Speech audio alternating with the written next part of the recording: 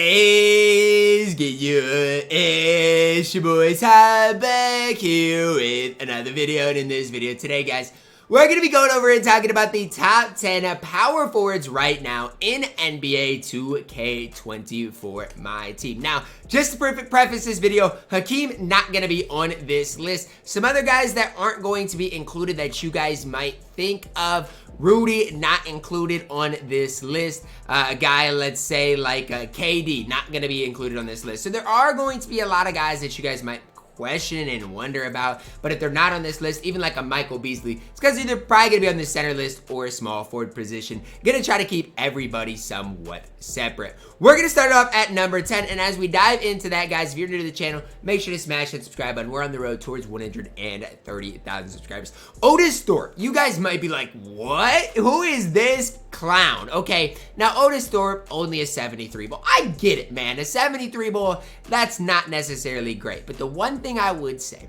83 speed, really solid interior, really solid perimeter, good defense, good rebounder.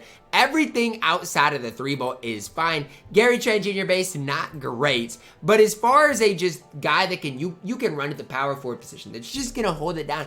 I don't hate Otis Thorpe. Now, is he my primary guy like that I'd be focused on getting in season 3? No. If you want to go get him, do what you gotta do. I'm just not that big of a fan of him, but he's fine. Still comes in at number 10. I still somewhat respect his game. Number 9, another reward card. This one I like a little bit more. This one is David West. David West, the reason I like him a little bit more is he's going to shoot the ball way better. 82 3 ball. Comes with the David West base. We'll have to see what that's ultimately like.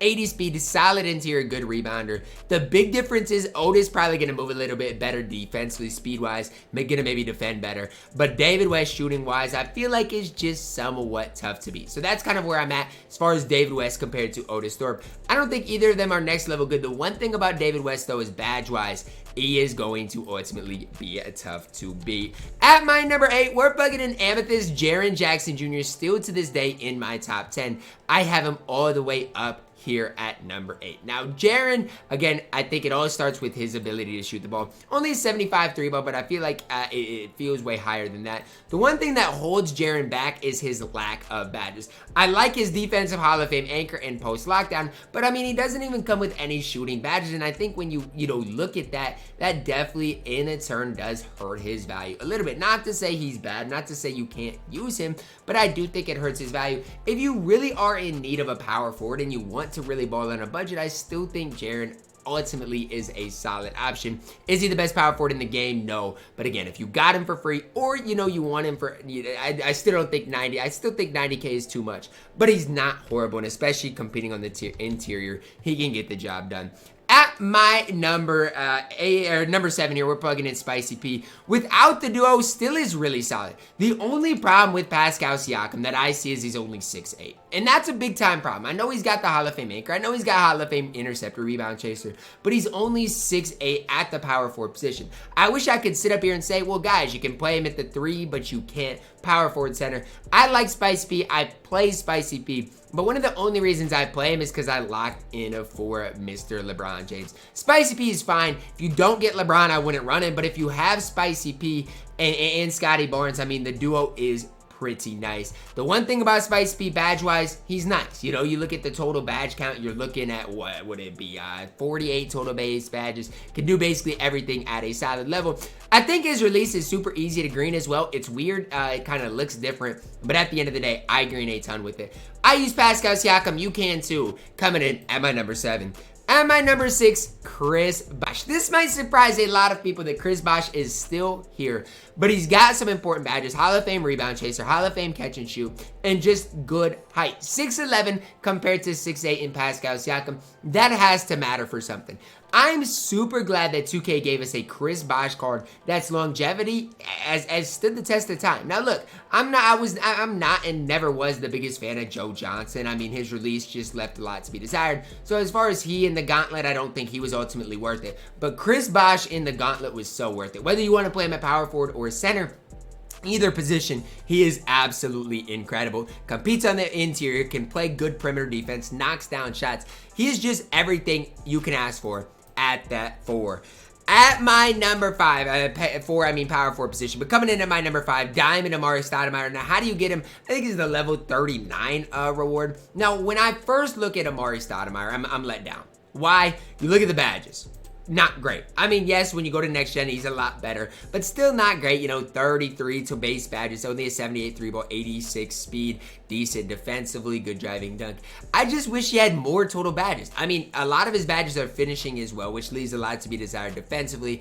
I just think he's far from perfect. Now, am I saying that when you get Amari, he can't play? No, because the Amari base isn't bad. Normal leaner's not bad again. 78 3 ball is fine, and he is going to dunk the ball well. So I think if you get him, you can obviously play the card. I just think, you know, as far as a top 3 or so power forward, he just doesn't meet that criteria. 6'10", good frame, good height, gonna dunk the ball well, but I just think he leaves a lot to be desired when comparing him to some of the other best bigs.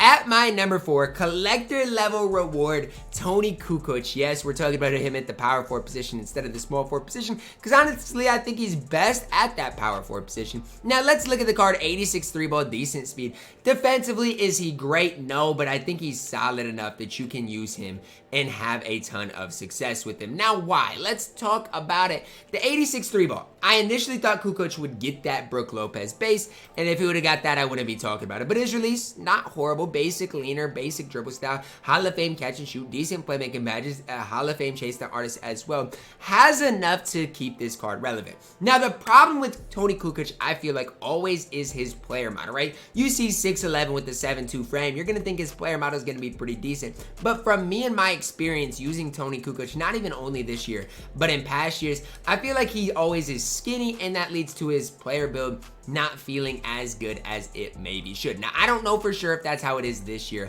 I'm just saying in the past, that is definitely kind of the way I personally have felt when I've used Toni Kukoc cards. I mean, is he worth the collector level grind? No. But if you do grind collector level, can Toni Kukoc play for you guys? Absolutely. I think that's the easiest way to phrase it with Toni. Not worth the grind for collector level, as nobody really is. But if you do grind collector level, he can definitely play for you guys.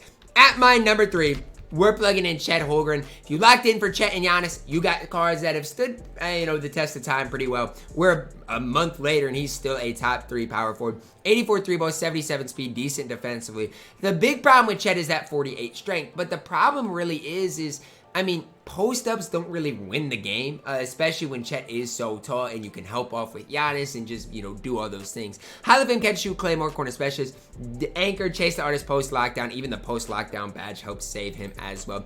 Chet is far from perfect. I'm not going to sit here and lie and say the card's perfect, the best, power forward in the game. But if you have Chet and Giannis, I would still be playing both of them to this day. I don't have them, obviously, so I can't sit here and say, oh yeah, I love them and I've played them for this long, because again, I never locked in for the cards. But if I had them, it's safe to say they still both would be playing for me. At my number 2, we're plugging in Pink Diamond Kevin Garnett. He is your ultimate reward this season. So if you complete every single game mode, you get Pink Diamond KG. Now, the question then becomes, is he your best power forward in the game? I think he's number 2, and I'll explain why. KG is fantastic. 73 3 ball, 90 speed, really solid defensively, but he can't really handle the ball. Defensively, it doesn't get much better or more complete than KG. The big thing for me is he better than the other guy? And I'll talk about the other guy here in a second. Rebounding wise is fine. Driving dunk, standing dunk is fine. I honestly think KG's best position might be that center position. And I'll explain why. Because when I compare him to Giannis Antetokounmpo, who is my number 1 power forward in the game, I just think Giannis overall does a little bit more. And I think a lot of it has to do with playmaking, right? Giannis is just a better playmaker than a guy like KG, and just a little more of a threat offensively. I know KG's 3 ball is a little bit higher. I know KG badge-wise might be a little bit more, and I know from the corners, KG is going to knock down more threes. I'm just saying from a pure offensive perspective, especially playmaking-wise, I think Giannis just gives you that little bit more. Now, I know that might be an unpopular opinion. Some people might like KG more than Giannis, but I think if you're giving me the choice right now, if I was to go into, let's say, the 250K tournament tomorrow, Giannis would be my starting power forward over a guy like Kevin Garnett, especially considering, he can get every badge in the game. And if you do give him, some of those shooting badges, it's going to make him that much better and more complete. So that's just kind of my final opinion Giannis, my top power forward in the game, followed by KG. I definitely think the top two have head and shoulders above the rest. Like, the difference between KG and Chet is massive, but that is my top 10. Let me know who I was too high on, too low on, ultimately who I left off the list that you guys would have had on there. Drop a like on the video, subscribe if you're new. As always, man, I love you guys, and have a blessed day.